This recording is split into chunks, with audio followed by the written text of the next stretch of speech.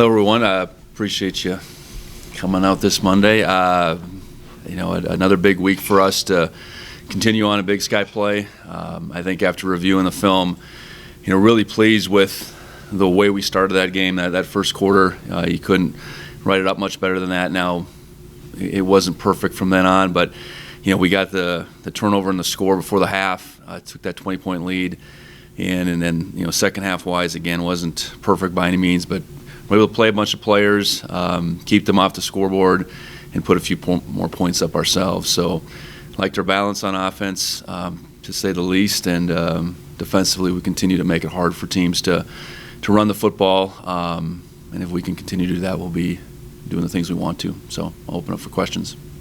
What were some of the things that you would have liked to have improved the most on? Well, I think offensively, I do think there was some second level blocks that we could have finished better, and I think that's with our backs, that's just going to continue to be an emphasis, whether that's our linemen, our tight ends, our receivers downfield. I think in the pass game, there were certainly a few things we left out there. I think defensively, it was really that one drive that they had in the second quarter where we just didn't execute maybe as well as we'd like, but I think the biggest thing I look at is special teams wise. We got flagged a whole bunch, didn't handle 2 punts, kicked the ball out of bounds. So we got certainly room to grow on the special team side as well. And you, after the Willie muff, the second one, I think you went up to him. Was it just as simple as, hey, we can't have that, or was there? I think he really took that hard. I think he's been in and out of that position, and he knew he put the defense in a tough spot. He put the team in a tough spot, and he's a competitor. And I just told him, you got to move on to the next play, and whatever that play is going to be. And for him, that was more than likely going to be an offensive play. So just pick your head up and move on was basically the message to him. Were you pretty scared for him on the one where he got hit? Yeah, there's a real fine line there, and we'll see the response that I get from the Big Sky officials. But the tough, dangerous play. And fortunately it was really just a wind getting knocked out of them. But you got to be fearless back there, but they should also be very protected, and that was not the case on that play. What were the Big Sky officials? Were you specifically? Well, I just as a head coach that's coached on offense and hasn't paid attention to all those rules relative to that type of play, where is that line where it's more than just a personal foul? I guess that's my question. And if there isn't a line, then that's okay. Just a further understanding, I guess. And with the other flag too, is there some concern that some guys might take a free shot there almost? I don't know if that's what happened. Well, I don't want to accuse them of that, but yeah, we get a hold on that same defender on that play, and I don't think it was that, but you want your guys to feel like they're protected back there. That's the way the rules are written up, and obviously Willie took a tough shot on that play. You mentioned how well you've been defending the run, especially with the new defensive scheme for players who have been here before. What do you like about the scheme as far as it pertains to defending the run? Well, it's very principled. It gives us options to, for movement, for pressure, that can aid in the run in the pass game.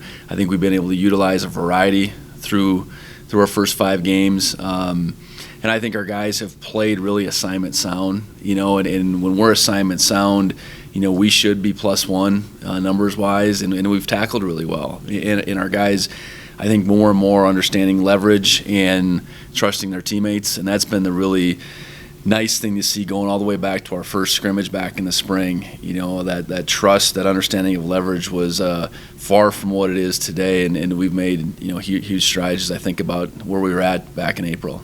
And there's been times that big nickel position that Tyler has been playing. It was a linebacker during fall camp, and it's mostly been a defensive back. And how impressive or how happy are you that you've been able to defend the run with 5 defensive backs in this time? Well, I think that's a testament to Ty's ability, and we added Trey, and that gave us the flexibility to put Ty over there on the other side, and Ty might not be by stature this guy that is physically opposing, but he's probably as good a tackler as we have, and he's been able to tackle well. He's been able to make make quick reads, see things fast. So the number of times that he's been in the backfield and made those plays, it seems like it's an every week deal. And Ty is really allowed us to play the defense like we want to.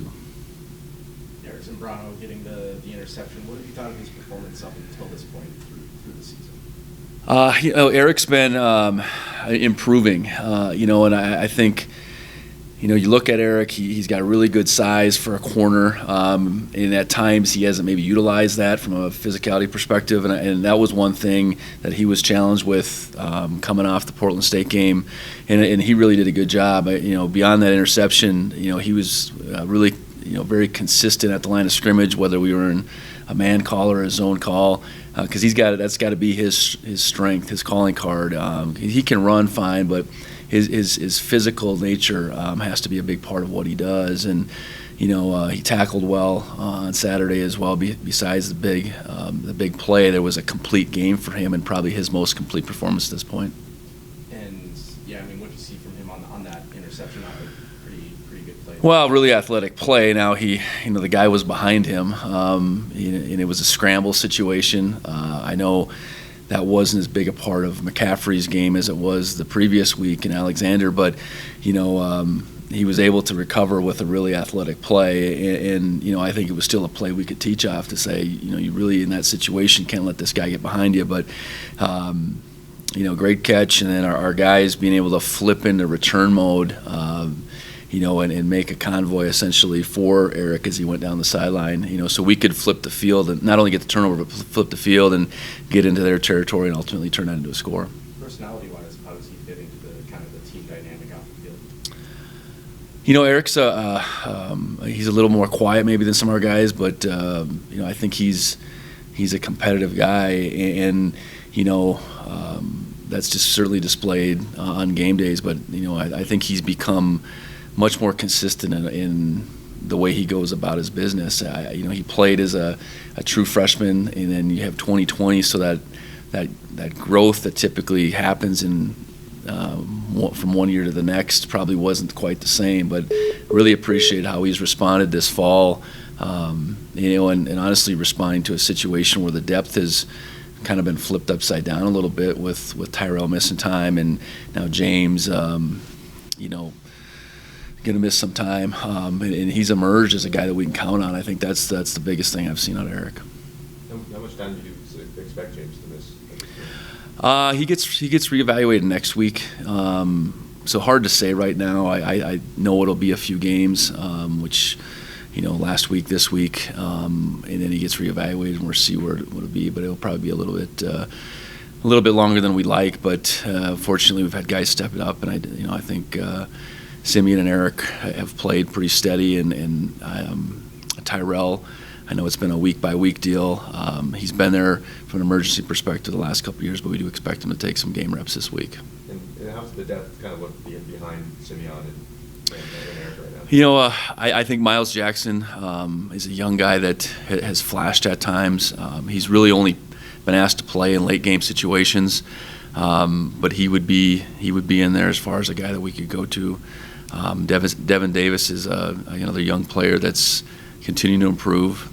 That really takes his role seriously. He's bouncing back and forth between the scout team and being up with the defense. So appreciate Devin's willingness to continue to improve. So I think it's solid, but I think guys like Miles and Devin need to keep coming to say it's exactly where we want it to be. Early in the week, but anything worth noting about Cal Poly? Well, I think the first thing you look at is okay, their record is what it is. We have one common opponent in San Diego. Their losses, they've played pretty good teams. They've played a pretty good schedule at this point. And, much like Northern Colorado, it's a situation where Coach Baldwin took over at the beginning of 2020. Didn't get that year. I know they played a few games in the spring, but didn't get that year like he typically would have. So they're still finding themselves. I mean, Cal Poly to me had been a real consistent program. When I was at North Dakota State, we played them and had some real dragouts going back, and that's a while back, but had been a real consistent program that could recruit good athletes, very smart athletes, and I know they're a team that, because of all of that, is very dangerous, and their record I don't think indicates where they are, maybe where they could go. When you faced them at NDSU, they were triple option back then? Yeah, triple option flex defense. So unique schemes, and that's probably the one thing that you immediately note is they're not that anymore. They're not the unique scheme on offense or defense at this point, and that's a transition, especially on the offensive side that they've made, and I'm certain they're still in the midst of that transitioning from a recruiting perspective, but then also developmental perspective of just how their athletes are geared towards a completely different mindset on offense. Freddie, you mentioned the 5 quarterbacks they run out there. How tough or annoying is that to prepare for? Well, I think it's a challenge because anytime you have that kind of number, they're all a little bit different. How you defend them, what their strengths are, what their weaknesses are. I know, Spencer Brosh was a name that I was familiar with that we'd recruited, tried to recruit out of Arizona to Wyoming, and he got Pac-12 attention and offers and ended up at Cal.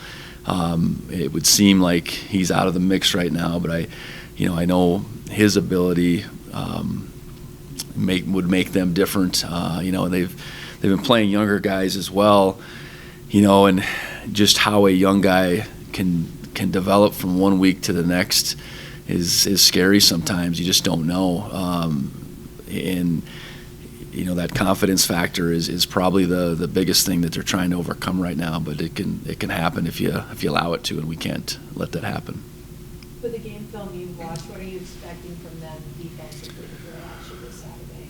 Yeah, I think that's a good question because I think we are different, in mindset than some of the teams they've played. I know we're probably more similar, to the last 2 teams they've played. I guess you look at Montana and Weber State, because early on they played a bunch of odd front against the Fresno, South Dakota, and then the last couple of weeks they've been more 4 down, playing coverage. I think trying to be sound against both the run and the pass. So, whether that means with our relative balance, if they'll try to load it up and stop the run, I would think that's where they would start, different than some of those early games. But I think we're still in the midst of certainly figuring that out, and I think it's a situation for us a little bit more comfortability than the last 2 weeks what we faced defensively. So, I think we got to really concern ourselves with what can we do to get better offensively, and it's simple things. It's finishing the blocks. It's not leaving things out there in the pass game. It's protecting man. It's all those things. I think we can really take that step back and think that way as opposed to being so concerned about this unique scheme. I think historically people would characterize Bo Baldwin's offense as a little bit of air raid principles, but to me it's always been a little bit more West Coast, a little bit more balanced than people see on paper. Is that what you're seeing kind of in your preparation? I think so. I think Coach Baldwin's a really good coach, and between his time at Eastern and Cal, probably more settled in from a personnel perspective than he currently is right now, especially with the quarterback carousel that they've had. But yeah, I don't think their numbers would indicate the balance he's probably trying to strike, and they've gotten behind in a few games, and that can really throw your numbers off quite a bit when you're chasing points. So I would expect them to try to be balanced, to try to develop a run game, not to be so one-sided, and we got to do what we can to try to make them as one-dimensional as possible. You've talked about how kind of selfless Jahari has been in his filling in for RJ. Just how important has that been to him and him filling into that position? Well, yeah, I know the one thing I really enjoy about him, he just wants to get on the field, whether that's been special teams, tailback, fullback, and when presented with this opportunity to really take on a role that's much more dirty work than he's practicing tailback, but really hadn't got any tailback reps. I think he jumped at it, and it's really been you think the last couple games in particular, with all of the different looks he's seen at fullback. It's been really on-the-job training, and he's playing hard, and he's allowed us to move forward and not have to skew personnel-wise and really just scrap the fullback from our offense in RJ's absence. So he's allowed us to grow offensively, and I think for him it's been an opportunity to show that he's a good football player, I guess, and then his production on special teams, I think, has certainly added that as well. So, RJ will eventually get back on the field, and how that'll change Jahari's role, we'll have to see. But in the meantime, really appreciate what he's done for us. Yeah, I mean, Jahari, is that a little bit more intellectual position, I guess, than maybe some people would realize? Because, especially for him, having to learn that position. No question. It's not just a guy that is willing to run into a wall over and over again. It's understanding angles, it's understanding things and reacting really fast. If your job is to block the C gap, and the defender who's the C gap defender could come from, really 3 different angles, and you have to figure that out as fast as you can, moving as fast as you can. That's challenging. We haven't had him block on the perimeter much, but that adds a whole nother layer. The pass game aspect would add a whole nother layer. So, what he's been able to bite off in a short time, we think he's doing well, and I think he can continue to grow. So, at the very least, we'll have the depth necessary to keep moving forward. Were you worried that you'd have to toss some of those fullback plays out when RJ first went down? I think we could look at Derek Snell, Ryan Davis potentially to do some of that, but then that would be, I think, taken away from their development at tight end. So I wasn't worried that we'd have to completely scrap it, but a little concerned with where those reps would come from. And I think based on some of the things we did in the spring, I think we saw that Jahari had the potential. He just didn't line up back there a whole lot. So it kind of happened, like I said, on the fly. And that was the San Diego game, and then more and more the last couple of weeks we've utilized him there, and I think he's done quite well. Evan McCaffrey mentioned that he's missing some key players, including some starters this last week because of COVID and unvaccinated players. I just wanted to kind of hear from your guys' perspective where you are vaccination rate wise, and if that's even been an issue for backups. It hasn't been an issue. We haven't missed anybody. Our number is really next to nothing. We do have a couple, but they're getting tested and they're dealing with the protocols. But we haven't had any issues whatsoever. The guys that have become, in any case, ill have tested negative. We've had some guys ill, but we haven't had any issues with COVID at this point. And I think it's in large part to the great amount of our guys responding, in particular at the end of the summer when the Big Sky did kind of lay out the rules, and our guys worked through whether it was 1 or 2 doses through August, and now we're in a position where, I think there's still a concern, but the level of concern that I know that they're dealing with at places like Northern Colorado, we're nowhere near that. Curious if you could comment on the status of some of the backfield behind Isaiah and Elijah. Kind of, what do you hope to get from that next group? And I saw Lane in the game this week. Kind of, is that important to have a little bit more depth? Yeah, and Lane is kind of the key to that depth. No question about it. A guy that we feel comfortable doing kind of that every down role, or being able to go out there on any down, whether that's running the football, protecting, catching the football. And he went down pretty early in that Wyoming game, and to not have him available for a couple weeks, it did stretch us a little bit. And I think to have him back, and I think he's pretty much back to full speed now, is a good thing, because really Jahari would have been our third tailback there for that early stretch, and now we've completely moved him to fullback. So I think we feel good about those 3 guys. The balance yardage-wise between Isaiah and Elijah, and them both getting over 100 for the first time was big. I think carries-wise, Isaiah is still going to get not the bulk necessarily, but the heavier load. But to be able to get Elijah in there like we did, and really be able to kind of be a change of pace within drives, I thought that showed the best it had on Saturday. and it really, I think, to some degree caught them off guard at times, and now Lane can certainly figure, I think, more and more as we go forward. Brody, continuing to get those third down reps. Has he improved? I guess what have you seen from his progress so far? Yeah, he's really taken that role and ran with it. You look at a guy that was really raw in the spring, and he's young by college football standards as far as his experience.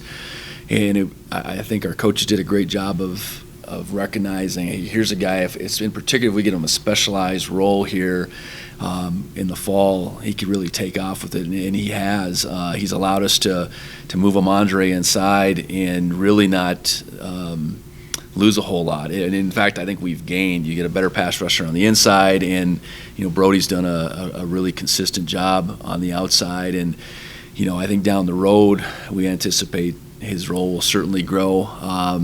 And whether that down the road is in the years to come or in the weeks and months to come, I don't know. But right now, he's really, he's doing a really good job for us. And I appreciate our coaches for identifying that kind of personnel grouping that we were able to throw out there on third down and really been able to cause some problems for quarterbacks. Yeah, I think he had the pressure, or some of the main pressure on the first interception, and then obviously last week the strip sack. Yeah, he's a young guy that. From a small town in Montana that I think, I personally didn't recruit him, but he's one of those guys when we walked in there, when they were working out in the South Dome in the spring, you said, okay, that's a guy that has to figure in what's his story, and you hear his story. He went to prep school and wasn't sure between basketball and football, but you knew, that's the type of athletic, developmental guy that we need to get from this state, and really appreciated his growth in the time that I've been here. You showed a little bit of depth on defense, especially the linebackers. Danny, you had a couple of pretty big plays. What have you thought about him sticking in there and staying with the process and getting the action? Yeah, I was big and it was intentional for Danny to get those reps because Nolan was doing such a good job backing both guys up, and Danny hadn't really got in there a whole lot in meaningful snaps. So to get him and Alex Johnson both some meaningful snaps the last couple weeks, and certainly more so on Saturday against Northern Colorado, was big because I think for both of them it's game reps, it's seeing it at game speed, it's having confidence in yourself. I mean, it's all those things where your experience and then the trust the coaches have in you can grow. And I think Danny really made some big leaps, and I think Alex has too the last couple weeks. Yeah, you mentioned Alex. He came here as a pretty thin guy. You could tell he was athletic, but when I saw him at fall camp, all of a sudden he takes this big jump, and he's been on the 2 deep consistently. What kind of progress has he made this last year? Yeah, still a little too thin, but progress for sure. Alex can really run, and I think he was one of those guys in the spring that missed enough time that his growth wasn't maybe evident in the spring, but fall camp and you take what he was able to do with Coach Herron this summer, it started to add up for him. Smart kid, hard worker that moves really well, and if we can continue to allow him and Danny those opportunities to get on the field and give Cal and Troy some relief, that's just going to make us a better football team as we move forward, not only this year but into the future. And in that position group, what kind of leadership does Callahan bring? I think stepping up more and more. We have enough guys on defense that he would probably defer to from a speaking perspective. He's not maybe the most outspoken guy, but I think he's a guy that everybody knows they can count on, and I think he's getting more and more comfortable, I guess, in his own skin of emerging as a leader. Whether that real vocal role has to really take hold this year or not, I'm not sure, but it certainly will in the very near future. Is it really good to see him get that interception and make an explosive play where he's always one that's just kind of consistently making tackles and giving that consistent production? Yeah. Giving that explosive play. No, that was a big play, early in that game to give us the ball at midfield. And he showed athleticism. I know he is known more to be a box guy. I think that's where his comfort level is. But beyond the interception, he's made some plays this year where he's really had to run. He's worked real hard. I think his athleticism certainly gets overshadowed by Troy. But I think Cal, in his own right, is a really good athlete. That I think what you see week after week is just his growth, his comfort level, his confidence continuing to, rise. And, I think that's what we need as the season kind of moves on for sure. You mentioned Jaden Smith was slowed down in fall camp. What did you mean by that, or specifically? Well, he just missed some time. He just missed some time practice-wise. Probably missed a good week at least. So I think slowed down from a perspective. And he had missed some time in the spring. He was one of those guys. So you look at the 15 practices we had in the spring and the 25 we had leading in, I would say he probably was about 25 of those 40 practices. So just a little slower to go as far as not maybe grasping things so much, but just getting those opportunities to continue to show himself. That was the biggest thing. And leading into the Wyoming game, he hadn't practiced a whole lot leading into that game, so it's been a gradual build. And that was certainly his biggest day and his most opportunities. So appreciate his progress. Coulter, do you have anything? Yeah, hey, Coach, sorry I couldn't hear the questions on that side very well. So if by chance I ask you a question that is you repeating yourself, just tell me that, because I'm recording on my end. I'll give you a better answer than Belichick did last night when someone came and tried to ask him a repeat question. Well, that's good. That's definitely good. I know you talked a little bit about Coach Baldwin and sort of his coaching prowess, but what do you think of the composition of his staff? So many guys that were at Eastern before, mostly as players, some that were as coaches too. So guys that are familiar with the league but maybe new to Cal Poly, what do you think of that dynamic?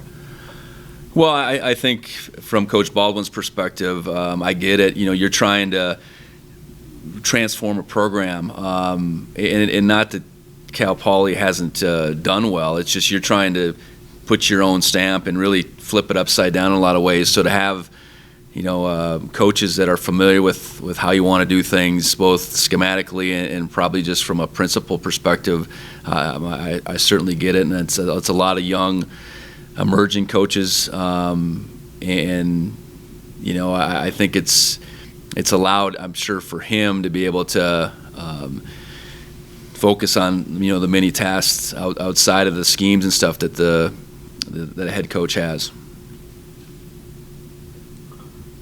You've coached in a couple leagues where the composition of the league makes it makes sense because of the geographical similarities, I guess.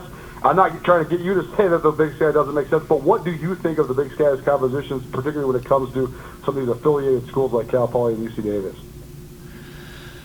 Well, I know those are decisions made long before I was here. I know, having played, Davis and Poly back in that stretch when I was at North Dakota State and we were all trying to find a home, along with Northern Colorado. I guess I see the rationale of adding to a league strength with numbers. But on the flip side, when you have schools that are just, members from a individual sport perspective, I do think that's a little more challenging. I know Hawaii was that way or is that way in the Mountain West. But I think they both, those two California schools in particular have rich traditions, and I see why that decision was made. And I know that Southern Utah moving in and out now, lessens the number by one. So, as you look at all the conference dynamics, the first thing I'm sure commissioners look at is just there's strength in numbers. I think we're in a good place with our numbers, and that's probably in large part because we have those schools as part of the league. For a long time, two conferences were aligned based on institutional similarity, not just geographical location, but also sort of having something in common academically or in their quests. And it seems like it's got away from that largely. But do you feel like it's necessary for schools to be sort of like-minded in terms of conference affiliations? Yeah, I think that's an excellent question, because you want a league that's made up of teams that have, I guess, similar desires, right? I mean, that's probably what you're saying. And I think from a sports perspective, I think if you have a league largely comprised of schools that are committed in a similar fashion, you're going to have a strong league. And that's probably the biggest challenge for decision makers, commissioners to sort out, because that's hard to gauge. And I think what I've seen is we have a deep league, and that's in large part because I think the commitment is there at several institutions. I don't know that it's the same at every institution. And how schools prioritize their commitment to different sports, I can't say I've completely figured that out yet. But yeah, I think you want that. I think you want parity is not the right word. I just think you want, as a football coach, you want football to matter at the schools that you play against, and I think that's hard to put it all on that. But having schools that are aligned, in many ways, should be the desire of a league. And last question for me. You talked about the physical conditioning of your team coming into the season. That seems to me like it's shown through a lot in these first 5 games. But when you get to the midst of the season, sort of hard to stay in that type of shape, I guess, or is it? I guess, how do you continue to maintain the level of physical conditioning you guys have had and then start and continue to play well in the second half of the games? Well, you said it. You want to maintain it. You're not in position to grow it necessarily. We have our younger guys that are more in a developmental mode, guys that need to gain weight that aren't playing on Saturdays. But we hope our guys that are out there on Saturdays are maintaining in the weight room. And the way we practice, from a conditioning perspective, maintain their conditioning level as well. And that's something that I know Coach Herron and his staff monitor very closely. And our conditioning has to be an ace in the hole for us, and I think it has been to this point, and that'll have to continue to be that way. So we get into the depth of November. We have to be the better conditioned team, and how you do it is just you continue to work. Just because you're in the middle of the season doesn't mean you shut down in the weight room, doesn't mean you practice less hard or less time for that matter. So we've continued to go at it, in particular, on our Tuesdays and Wednesdays, and I think that's a little different mode than maybe our guys were used to, but I think it's showing up where each Saturday at this point I think we've been the better conditioned team.